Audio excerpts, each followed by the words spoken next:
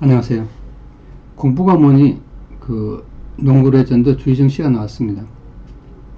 자, 여기에서 전문가들이 조언을 주는데 굉장히 위험한 팁들이 여러 가지 있었습니다. 늘 이제 그게 사실 문제가 되는데 뭐 먼저 한 가지 이야기하면은 한자 공부를 하라는 이야기를 합니다.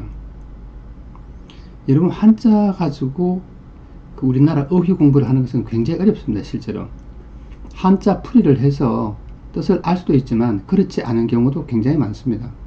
여러분 한번 해보세요. 예를 들어서 특성하고 특징하고 뭐가 다르죠? 한자를 아시는 분들 한번 해보세요. 특징하고 특성이 어떻게 다른가요? 또 예를 들면 속성하고 성격하고 그 다음에 성질 어떻게 다르죠?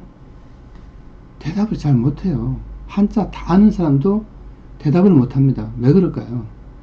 한자 뜻으로서 어떤 단어의 뜻이 안 되는 것도 굉장히 많습니다. 그리고 이 시대가 어느 시대인데 한자 공부를 하라고 팁을 주면은 어떡하죠? 예, 그거는 굉장히 적당한 발상은 아닙니다. 그래서 어휘 공부는 어휘라든가 그런 것들은 평상시에 책이라든가 어떤 그런 공부를 하고 사전을 찾으면서 문맥적으로 이해를 하는 것이 중요하시지, 영어 단어 암기하듯이 이렇게 단어 뜻을 외우고 그 다음에 또 한자 외워서 해결하는 것은 굉장히 위험한 일이라고 생각합니다. 이제는 뭐 한자 공부에 대한 그런 논쟁은 이제 뭐 그렇게 중요하지 않죠. 왜냐면은 1990년대 그때까지 말대로 그 이전만 하더라도 그런 논쟁이 굉장히 많았습니다. 그렇지만은 2000년대 중반 이후로 들어와서는 간혹 그런 말을 하는 사람들이 있긴 하지만 주류가 아니고 거의 비주류죠. 자, 이제 주의정 자녀분들 4명 공부에 대한 이야기를 해보겠습니다. 자, 공부에 무관심하다는 것은 이유가 있을 거예요.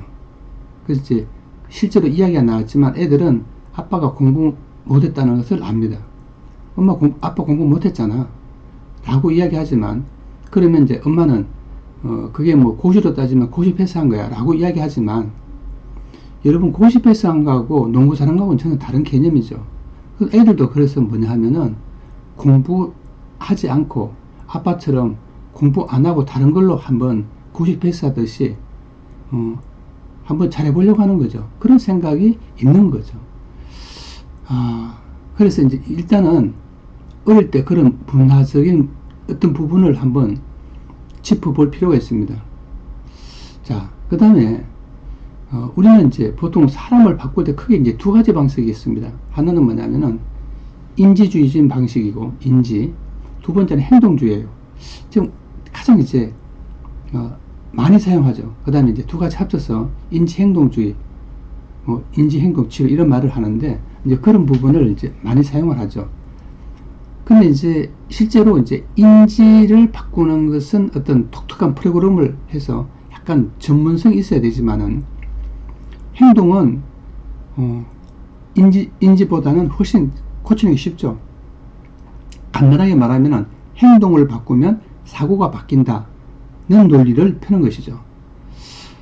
자, 그래서 이제 이런 부분은 충분히 노력을 하면은 바뀔 수는 있습니다.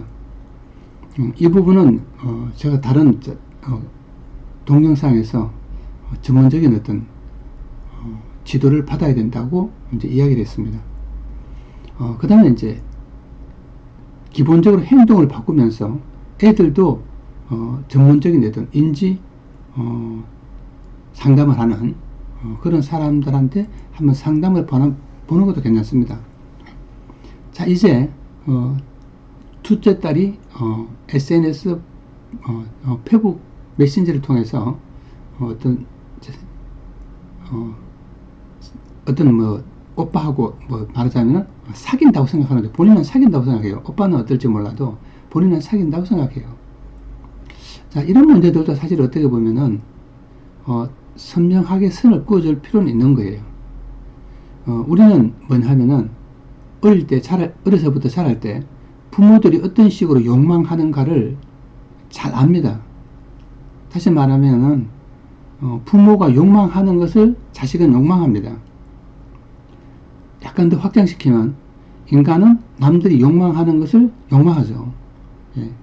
실제로는 자기가 어떤 것을 욕망한다고 말하지만은 그것은 주체적인 것이 아니라 남에 의해서 남들의 욕망을 통해서 내 욕망이 드러나기 시작하는 것이죠.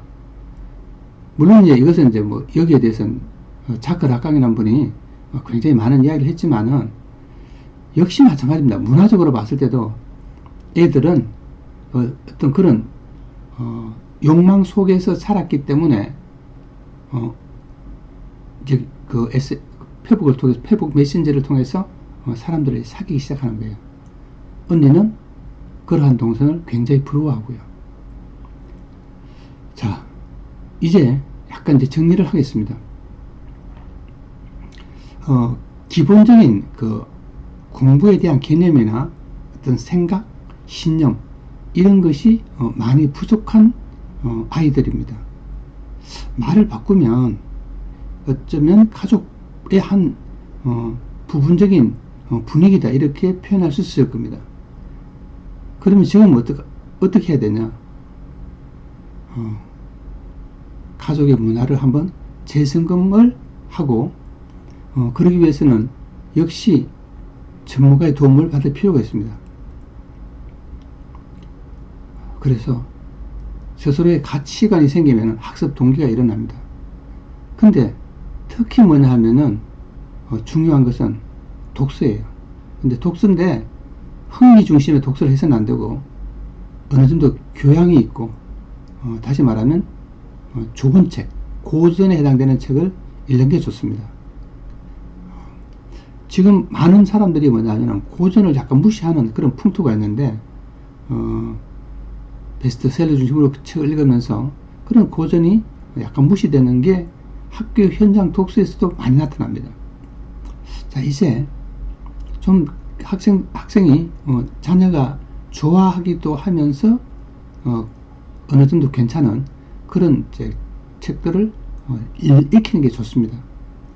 아직도 나이가 어리니까 전부 다 중학생이니까 그런 부분을 완전 기본부터 좀 바꿔야 됩니다. 그러면 큰 변화가 있고 많은 도움이 될 것입니다. 마지막 정리하면은